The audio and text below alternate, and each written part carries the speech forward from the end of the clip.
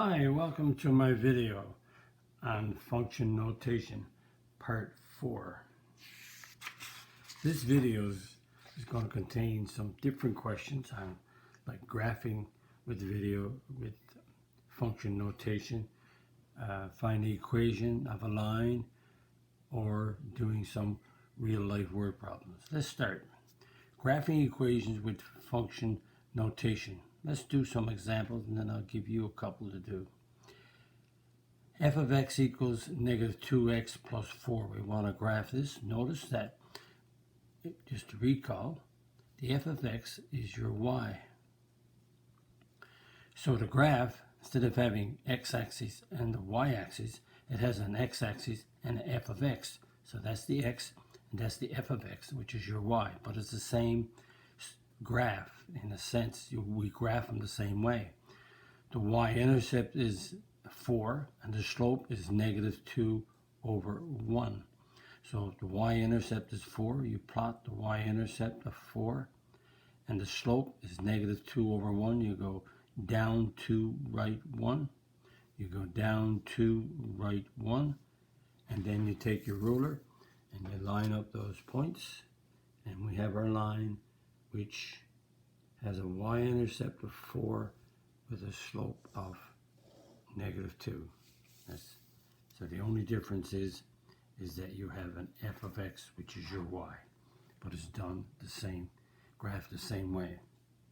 B, f of x equals 3 over 2x minus 3. Again, y equals 3 over 2x minus 3. And again, the graph is it x, f of x, which means that's the y. The y-intercept is negative 3, which is right here. We plot the y-intercept first. We always have to start from graphing a line, start from some point. So the y-intercept is negative 3. The slope is 3 over 2. That means rise 3, run 2. Rise 3, 1, 2, 3, run 2 to the right. And we rise 3 again, 1, 2, 3, and we go 2 to the right. So we plot the line going to those 3 points. And there it is. Draw that.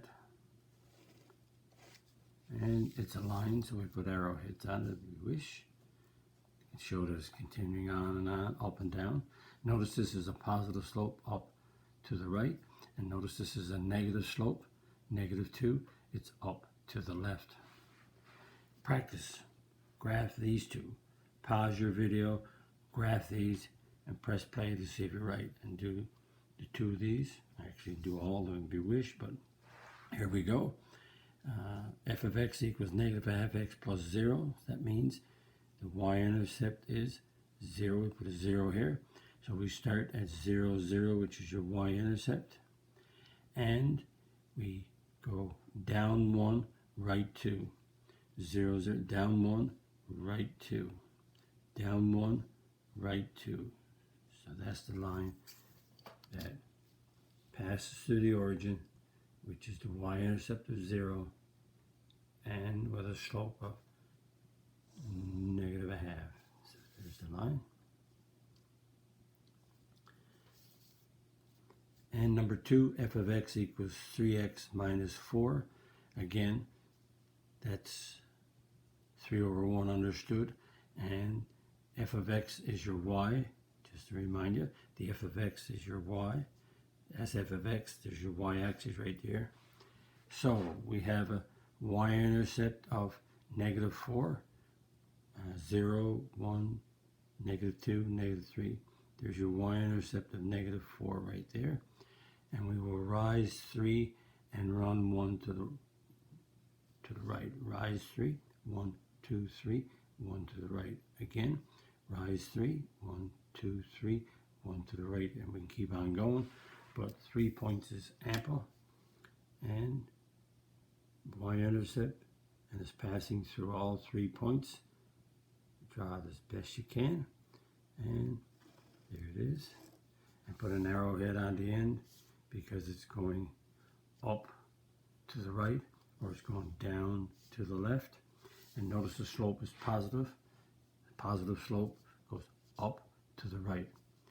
negative slope goes up to the left. Just making sure, right? And practice number 3. We have a graph here now. This is x and this is the f of x. We have this line segment. There's no arrowheads on it. I could put arrowheads on the end of this, indicate the line is going up to the left and up, or down. Notice, down to the right. But it says find the value of each. The f of -2. That means that if you think about it, that's x is -2. So let's look on the graph and find where x is -2. X is -2 right there. So that means the f of x is your y value. So -2. So the y value is 3. The f of 1 means when x is f of x, that means x equals 1. So this is the f of 1 is the y value when x is 1. So x is 1, there's the x-axis. X is 1 right there, 0 there, 1 there. And so when x is 1, the y value is a 0. We go right here, y value is 0. And C, we want to find x when the f of x equals -1. So think about it. The f of x is your y value. So that means the y is -1, or the f of x is -1. This is the f of x, which is your y. The y is -1. Y is -1 right here. So the x value is 2. So the x value for this one is 2. D, find x when the f of x equals 0. Again, the f of x is your y. So we're trying to find when y is 0. This is the f of x axis. This is the y axis. Y is 0 right here. So x is 1.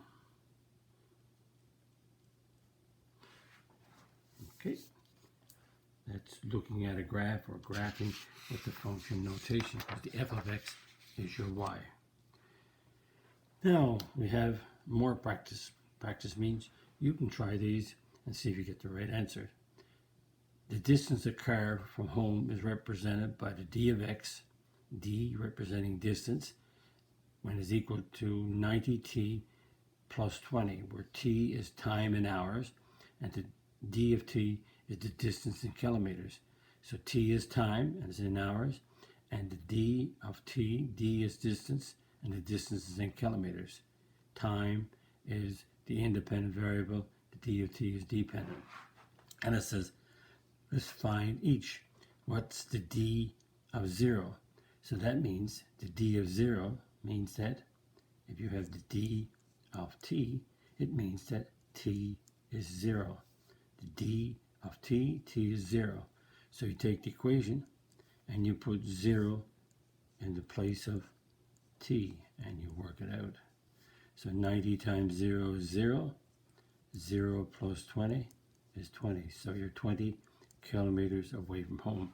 So when the time is 0, it really means is what's your distance from home before you start driving. The d of 4 means that the d of t, the d of 4, t, that means that t is 4. So we'll plug 4 into the equation. 90, t is 4, plus 20. 4 nines are 36, that's 3600 plus 20. So you're 380 kilometers from home.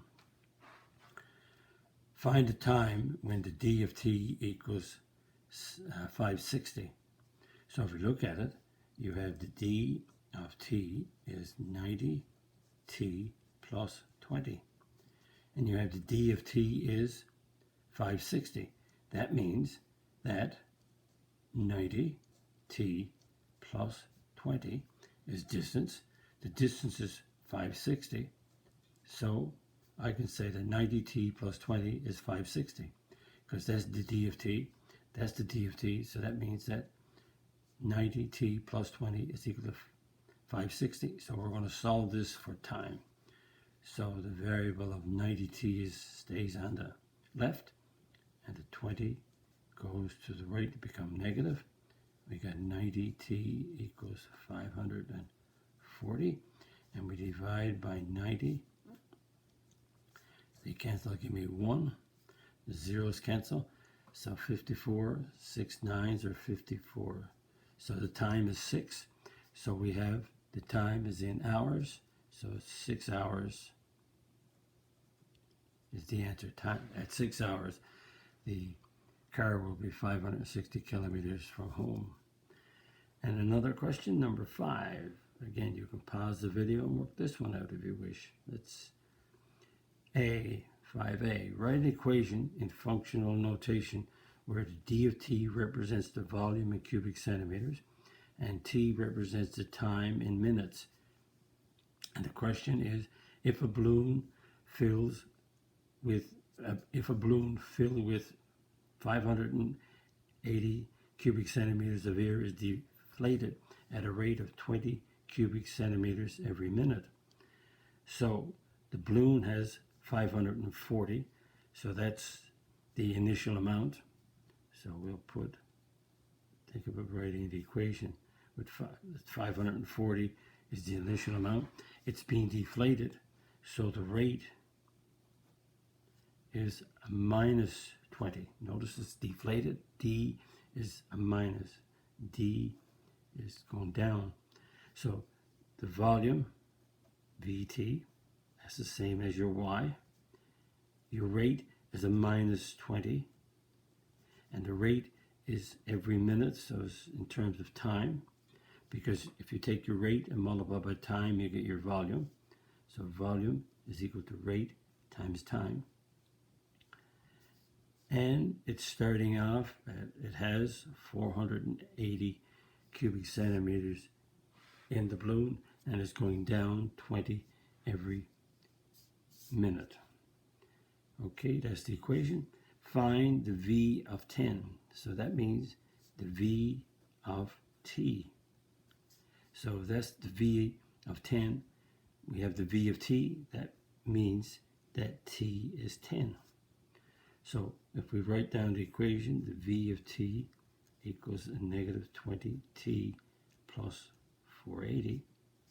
So the V of 10 is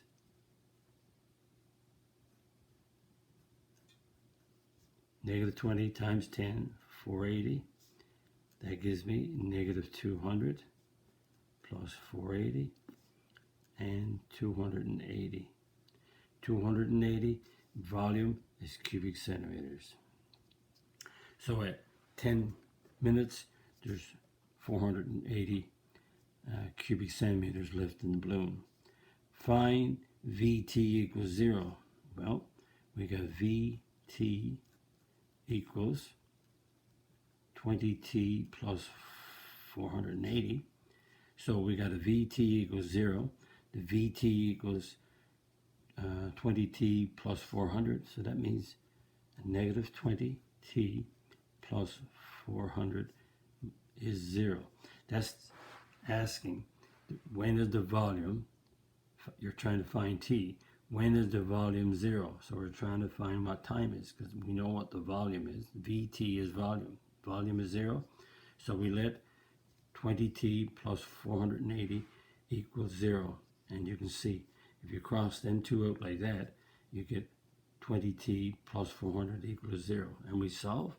Negative 20t equals negative 480. Divide by negative 20 on both sides. And we get t is equal to, the zeros cancel. Negative into negative positive. 2 into 48 is 24. And it's 24 minutes. If we take the balloon starting at 480, 24 minutes to be empty. Okay, let's continue. And we have question 6. Write the equation in functional form with f of x. F of x, remember, f of x is your y. So really what you're doing is taking this equation and solving it for y. When we get it solved for y, then we change the y to an f of x. So let's solve the equation for y. So negative 3 times x. Negative 3 times 2y is negative 6y minus 4. 2 times y, 2y. 2 times negative 6, negative 12. So we remove the brackets. Now we're trying to solve for y, because functional form is f of x, g of x, or what, but we want the f of x. So solve for y means y stays on the left side. Y is there. Notice that we cannot add these together because they're unlike terms. We cannot add these because they're unlike terms. So we're putting the y on the left side. So a plus 2y becomes a minus. And we're negative 3x becomes 3x positive. And we have a negative 12. We don't change. Plus minus 4 becomes a plus 4. So remember, what we're doing is writing the equation as y equals mx plus b, because functional form is in terms of y, solving it for y. So negative 8y equals 3x minus 8. We're dividing each term by negative 8. Cancels to give me a 1y, and that's a negative 3 over 8x. And a negative divided by negative is positive 1. So that's y equals mx plus b. That's the form we want. Y equals mx plus b. That's solved for y. Now we change it to the functional form. So we said we wanted it as f of x. I could have said do g of x, h of x, t of x, p of any letter in front of f, except not the x of x.